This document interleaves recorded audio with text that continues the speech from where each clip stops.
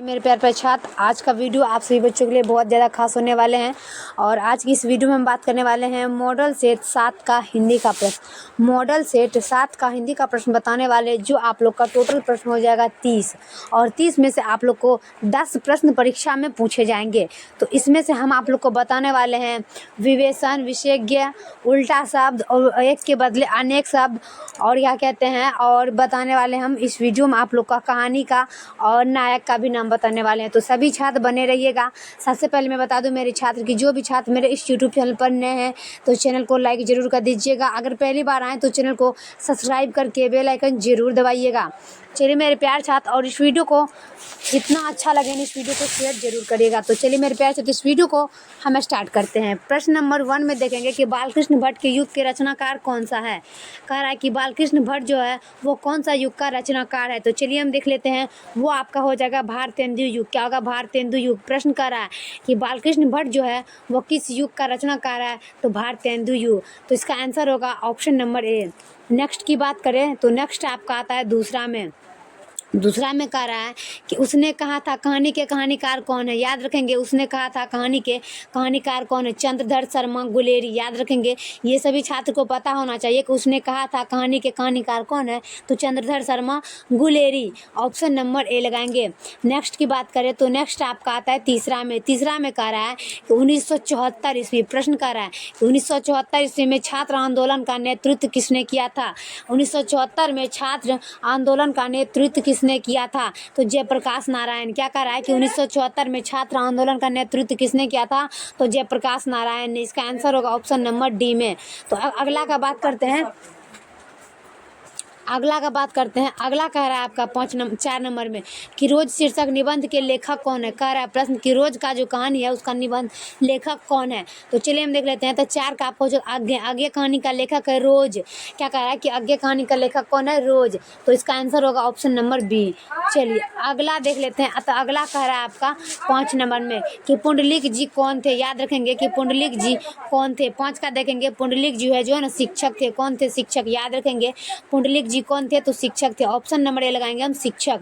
तो नेक्स्ट की बात करते हैं। तो नेक्स्ट आपका आता है 6 का कि तारों के कड़े किस चीज के बने होते हैं। याद रखेंगे कि तारों के कड़े किस चीज के बने होते हैं। 6 का देखेंगे और 6 में कहता है मोती। तारों के कड़े किस चीज से बने होते हैं। तो मोती से। ऑप्शन नंबर ए लगाएंगे, मोती से।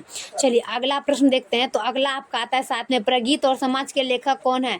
याद रखेंगे नामवर सिंह। क्या होगा? नामवर सिंह। प्रश्न कर रहा है कि प्रगीत और समाज के लेखक कौन है। तो नामवर सिंह। 7 का हो जाएगा सी। ऑप्शन नंबर सी लगाएंगे।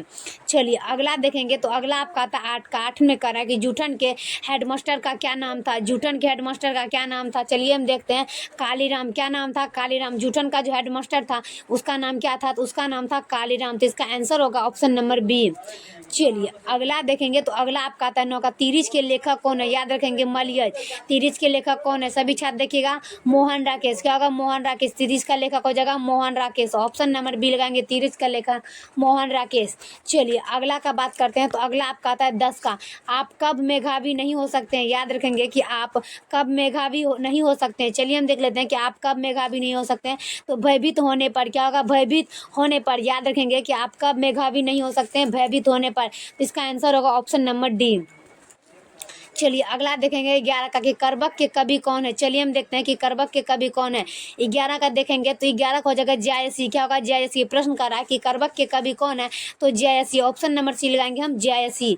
चलिए अगला का बात करते हैं। तो अगला आपका आता है 12 में कि सूरदास को किस चीज की भूख है। चलिए हम देख लेते हैं कि सूरदास को किस चीज की भूख है। तो 12 होगा कृष्ण के जूठन की। क्या होगा? कृष्ण के जूठन के। याद रखेंगे कि सूरदास को किस चीज की भूख है। तो कृष्ण के जूठन के। ऑप्शन नंबर बी लगाएंगे। चलिए अगला देखेंगे हम 13 में कि तुलसी ने प्रथम पद में किसकी स्तुति लिखी थी। तुलसीदास जो है प्रथम पद में किसकी स्तुति लिखी थी। चलिए हम देख लेते हैं कि तुलसीदास ने प्रथम पद में किसकी स्तुति लिखी थी। तो सीता जी की। क्या लिखी थी? सीता जी की स्तुति लिखी थी तुलसी जी ने। इसका आंसर होगा ऑप्शन नंबर सी। चलिए अगला देखते हैं। तो अगला आपका आता है 14 नंबर प्रश्न। 14 में कह रहा है कि नाभा दास किसके समकालीन थे। नाभा दास किसके समकालीन थे, तो तुलसीदास के। याद रखेंगे कि नाभा दास किसके समकालीन थे, तो तुलसीदास के। याद रखेंगे, ऑप्शन नंबर बी लगाएंगे हम, तुलसीदास के।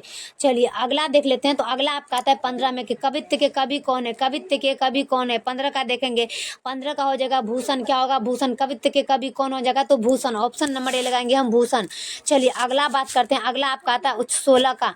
उषा का जादू कब टूट जाता है। उषा का जादू कब टूट जाता है, याद रखेंगे 16 का। उषा का जादू सूर्योदय होने पर, सूर्योदय होने पर जो है ना उषा का जादू टूट जाता है। सभी छात्र को पता होना चाहिए कि उषा का जादू कब टूटता है, तो सूर्योदय होने पर। ऑप्शन नंबर बी लगाएंगे। चलिए अगला देखेंगे 17 में कि मुक्तिबोध की कविता क्या है। याद रखेंगे कि मुक्तिबोध की कविता क्या। मुक्तिबोध की कविता हो जाएगा जनजन की चेहरा। जनजन का चेहरा एक है। मुक्तिबोध की कविता क्या हो जाएगा, जनजन का चेहरा एक है। ऑप्शन नंबर बी लगाएंगे हम, मुक्तिबोध की कविता। चलिए अगला देख लेते हैं। अगला आपका आता है 18 का। हर घरना कौन है। याद रखेंगे, हर घरना कौन है। सभी छात्र देखिएगा, 18 का हर घरना कौन है, तो एक आम आदमी। एक आम आदमी जो है वो हर घरना था। क्या था, सभी छात्र देखिएगा कि हर घरना कौन था, तो एक आम आदमी था। ऑप्शन नंबर सी लगाएंगे। चलिए अगला देख लेंगे हम 19 का कि प्यारे नन्हे बेटे को कविता में लोहा किसका प्रतीक है। याद रखेंगे, प्यारे नन्हे बेटे को कविता में लोहा किसका प्रतीक है, तो कर्म का। याद रखेंगे कि प्यारे नन्हे का जो बेटा है वो कविता का लोहा जो होता है वो किसके प्रतीक है, तो वो होता है आप लोग के सामने कर्म का। तो इसका आंसर होगा ऑप्शन नंबर सी।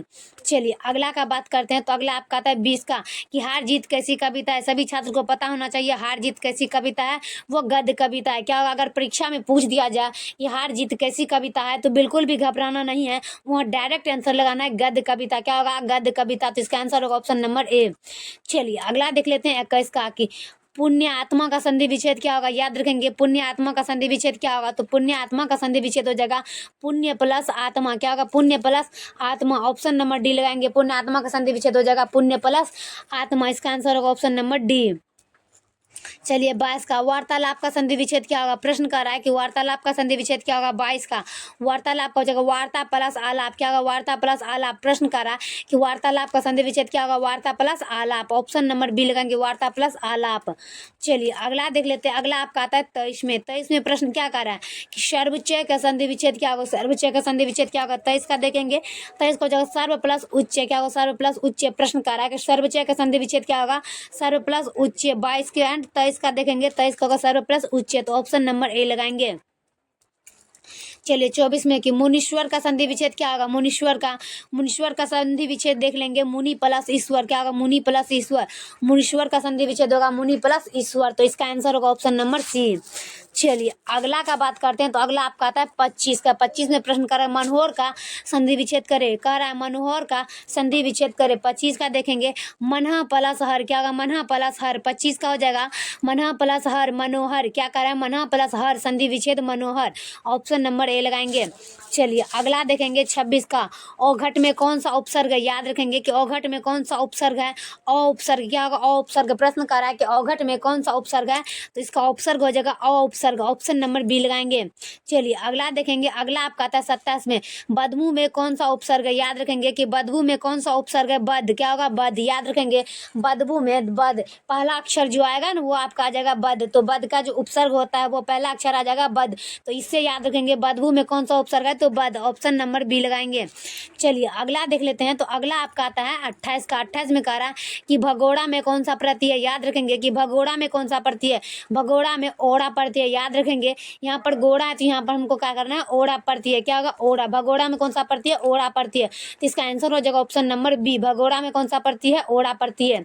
चलिए 29 का देखते हैं। 29 में कह रहा है कि समझौता में कौन सा प्रति है। प्रश्न कर रहा है कि समझौता में कौन सा प्रति है, तो समझौता में हो जाएगा ओता प्रति है। क्या होगा, ओता। समझौता, जो का जगह ओ लगाना है, क्या करना है, समझौता के जगह ओता। समझौता में कौन सा प्रत्यय हो जाएगा, ओता। तो इसका आंसर होगा ऑप्शन नंबर सी। चलिए लास्ट और आखिरी प्रश्न देखेंगे। आखिरी आपका हो जाएगा 30 में। 30 में प्रश्न करा परोक्ष में कौन सा समास है। याद रखेंगे कि परोक्ष में कौन सा समास है, अव्ययी भाव समास। याद रखेंगे कि परोक्ष में जो कौन सा समास है, अव्ययी भाव समास। तो इसका आंसर होगा ऑप्शन नंबर ए। क्या कह रहा है कि परोक्ष में कौन सा समास है, अव्ययी भाव समास। Option number A. तो चलिए मेरे प्यार साथ वीडियो कैसा लगता है कमेंट में जरूर बताइएगा। इस वीडियो को जितना हो सके उतना शेयर जरूर करिएगा। और तब तक के लिए हम नेक्स्ट वीडियो में मिलते हैं। जय हिंद, जय भारत।